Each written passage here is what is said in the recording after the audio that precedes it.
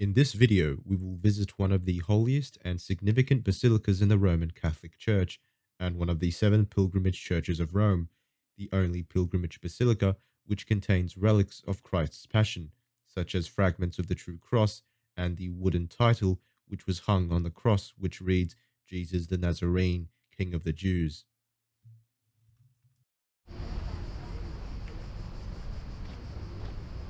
We are walking alongside one of the most complex and well-preserved sections of the 2,000-year-old Aurelian city walls of Rome, running parallel to the Via Carlo Felice. This road connects the Basilica Santa Croce in Jerusalem, or known in English as the Basilica of the Holy Cross in Jerusalem, to the Archbasilica of St John Lateran up the road. The area separating the two pilgrimage churches is now a green space, a public park, offering opportunities to walk and for relaxation, with numerous benches and flower beds, all the while being able to view the spectacular ancient Aurelian walls which runs alongside the garden and park.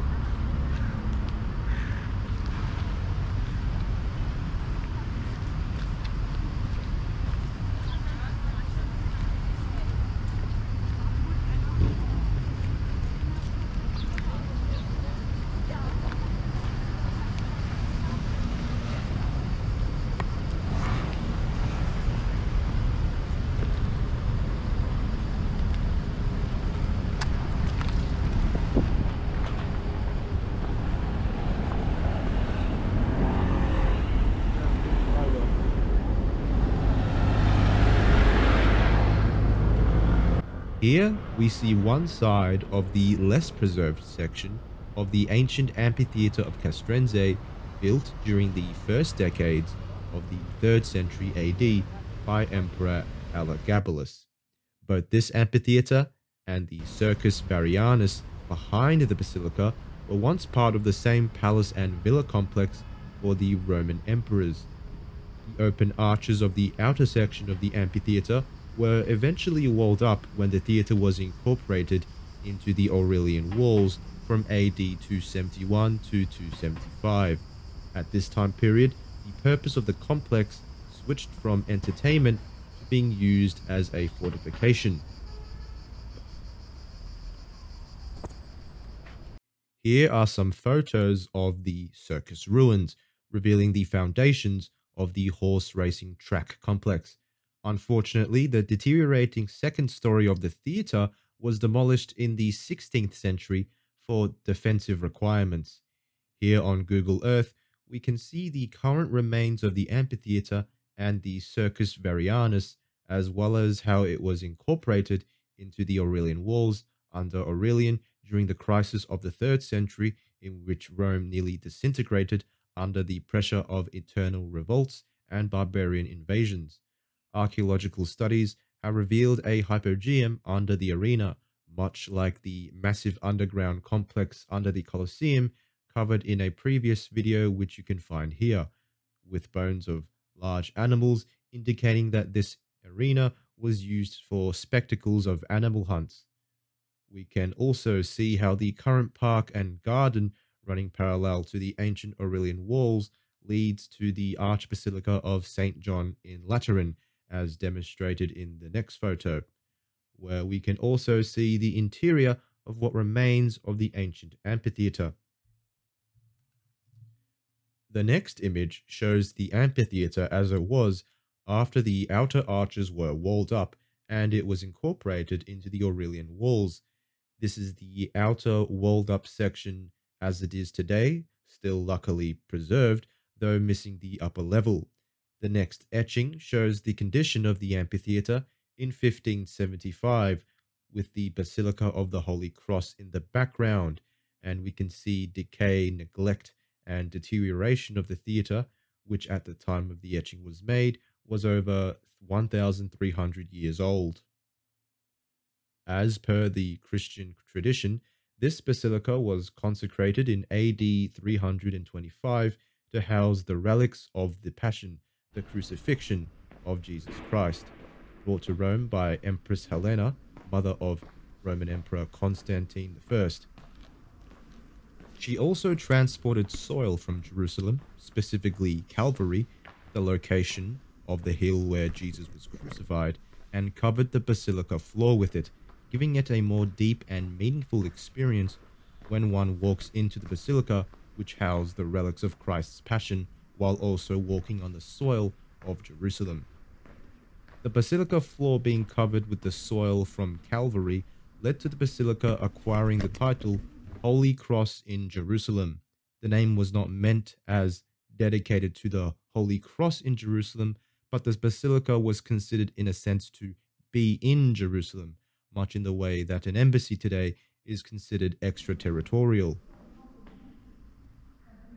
Built on the foundations of the previously mentioned imperial villa, which was begun by Emperor Septimius Severus and finished by Emperor Elagabalus and consecrated in AD 325. At the beginning of the 4th century AD, the palace complex and the basilica was chosen as a residence by the Empress Helena. In the late imperial era, the imperial council used to meet in a hall of the palace, and it was on her initiative that the large rectangular hall was transformed into a Christian basilica around AD 320, and Helena had soil from Calvary dispersed in it. We are walking down to what used to be the holiest part of the complex when it was consecrated. We enter down via a shallow flight of stairs at the end of the right-hand aisle. The chapel itself, at the time of Constantine, used to be ground level, but now it is 2 meters below ground level. Originally decorated with mosaics commissioned by Emperor Valentinian, these mosaics were replaced in the 16th century with a mosaic of Christ giving a blessing flanked by the evangelists. The statue here is of St Helena and is a copy of the Vatican Juno statue, which originally was a pagan statue discovered at Ostia Antiqa. The sculpture was then reworked and adapted, replacing the heads and hands and adding a cross.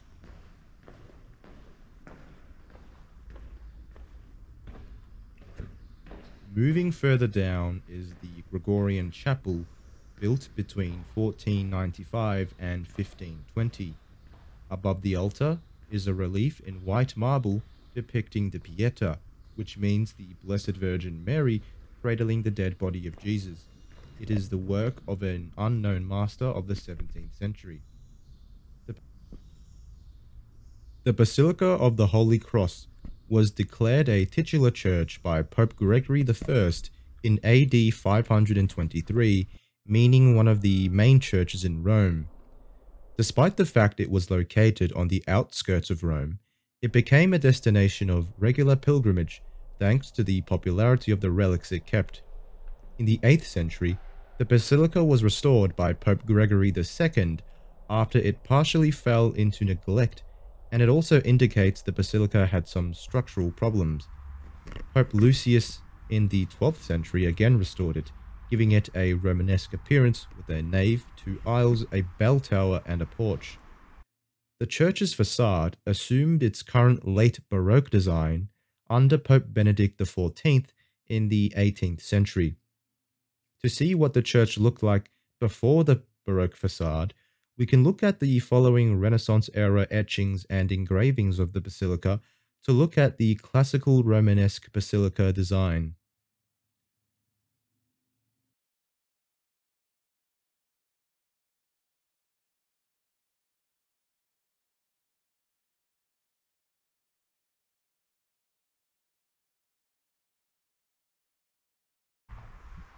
Several famous relics of secular disputed authenticity are housed in the Cappella delle Reliquie, built in 1930 by architect Florestano di Fausto, including the panel that was hung on Christ's cross, three fragments of the true cross, one of the nails used in the crucifixion, the index finger of St. Thomas, two thorns from the crown of thorns worn by Jesus, and a part of the cross of the good thief. A much larger piece of the true cross was taken from the basilica on the instruction of Pope Urban VII in 1629 to be taken to St. Peter's Basilica, where it is kept near the colossal statue of St. Helena.